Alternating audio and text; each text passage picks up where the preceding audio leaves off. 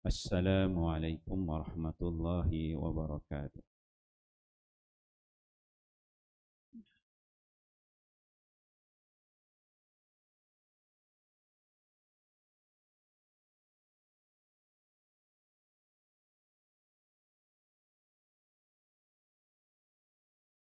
Himpunan hadis-hadis sahih keutamaan puasa dan Ramadan, Miftah Ar-Rayyan.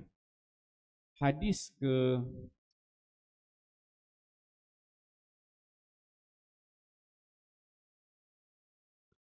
Hadis ke-8.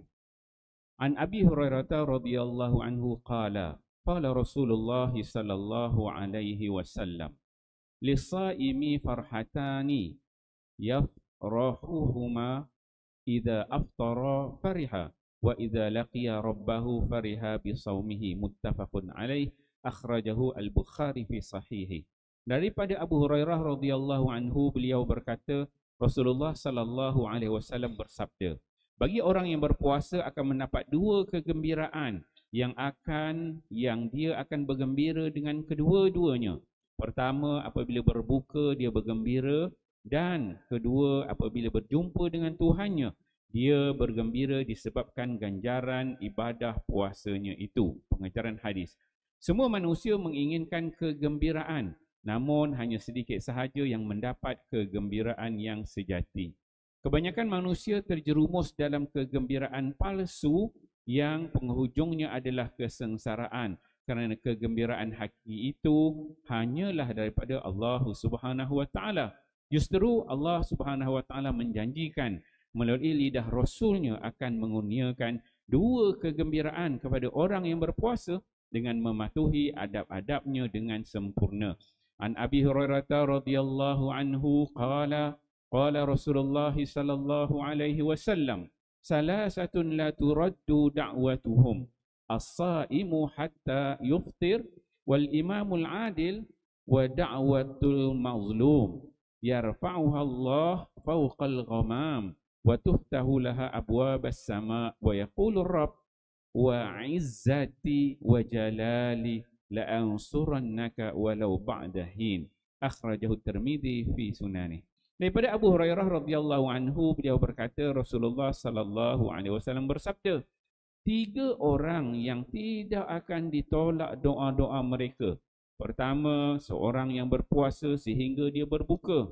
Kedua, seorang imam pemerintah yang adil. Dan ketiga, doa orang yang dizalimi. Allah Subhanahu wa taala akan mengangkat doanya ke atas awan dan dibukakan untuknya pintu-pintu langit, dan Allah Subhanahu wa taala akan berfirman, demi kemuliaan dan keagunganku pasti aku, yakni Allah, akan menolong kamu walaupun selepas beberapa ketika. Riwayat Tirmizi. Pengajaran hadis.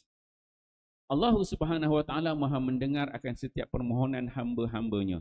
Banyak hadis lain yang menjelaskan bahawa doa-doa dalam bulan Ramadan akan diterima secara khusus. Tiada keraguan lagi dalam penyempurnaan perkara ini kerana Allah Subhanahu wa taala telah berjanji, dan janji itu disampaikan pula oleh seorang Rasul yang benar. Jika perkara yang diminta itu ada kebaikan untuknya, maka akan diperkenankan. Jika sebaliknya, maka tidak akan diperkenankan dan diganti dengan yang lebih perlu atau akan disempurnakan di akhirat nanti sebagai satu ihsan daripada Allah Subhanahu wa taala kepada hamba-Nya. Justru seseorang itu tidak seharusnya berputus asa apabila doanya tidak diperkenankan. Sebaliknya, hendaklah berusaha menyempurnakan perintah Allah agar doa yang dipohon akan diperkenankan. Alhamdulillah tuan-tuan mulia. Pagi ini kita membaca dua hadis Nabi sallallahu alaihi wasallam. Hadis ke-8 dan ke-9. Hadis ke-8 riwayat daripada Abu Hurairah radhiyallahu anhu. Nabi sallallahu alaihi wasallam bersabda, kata Nabi bagi orang yang berpuasa, kita lah ni, orang yang berpuasa ini Nabi sebut farhatan. Bagi orang puasa ni kita ada dua kegembiraan kita akan dapat. Yafrahu huma idza aftar.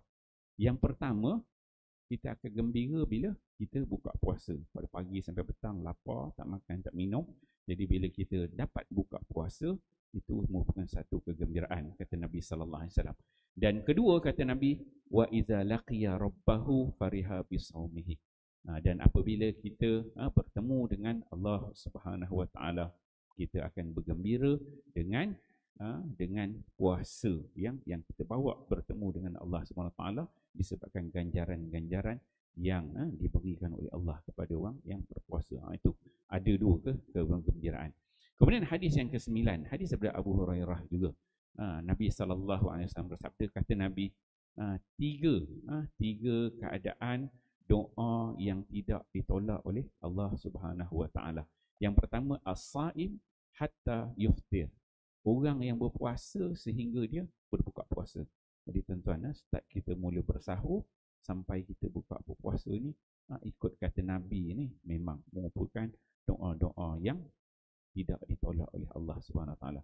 La turaddu da'watuhum. Allah Taala tak tolak doa orang yang puasa sampai dia berbuka. Yang kedua dia kata imam pemerintah yang adil. Yang ketiga orang yang kena zalim. Yang mana kata Nabi, doa kita ini dan kita berpuasa ni Allah yarfa'uha fawqal ghamam. Allah Taala akan angkat doa kita pagi, tengah hari, petang kita doa Allah Taala angkat fawqal ghamam, di atas awan. Kemudian lepas Allah Taala angkat letak dekat awan, tuftah laha abwaabus sama. Allah Taala akan buka pintu-pintu langit. Bila buka pintu langit, Allah Subhanahu Taala akan berkata, Allah Taala kata, wa izzati wa jalali lansurannaka walau ba'dahin. Demi kemuliaan dan keagungan Allah Subhanahu Taala, Allah Taala kata pasti la ansurannaka, pasti Allah Taala akan makbulkan doa, Allah Taala akan bantu walau ba'dahin. Cuma cepat ataupun lewat aja. Sama ada Allah Taala bagi dekat dunia ataupun mungkin Allah Taala simpan dekat akhirat. InsyaAllah tuan-tuan mulia bila kita baca hadis-hadis begini, memberi semangat kita terus berpuasa, terus berdoa, dan kita memastikan kita ni sama-samalah saya tuan-tuan, kita ni banyak dosa kan. Dosa dengan Allah, dosa dengan makhluk-makhluk Allah ni. Jadi ini Ramadan ni peluang kita minta ampun kepada Allah dan juga makhluk-makhluk Allah yang lain. Jadi juga tahniah juga kepada kita punya ahli-ahli jemaah kita yang datang pagi tadi untuk qiyam. Pagi tadi kita dah baca juzuk 5 dan juzuk 6. Habis itu juzuk kita baca, kita mula lebih kurang 3.5, habis dekat-dekat 4.50 dekat 45 itu. Tahniahlah dan merupakan pahlawan-pahlawan Ramadan lah. Dia warrior Ramadan dia mulai hebat hebat jemaah kita ni. Saya rasa ada 20 orang lebih, semuanya berdiri imam je tak apa larat.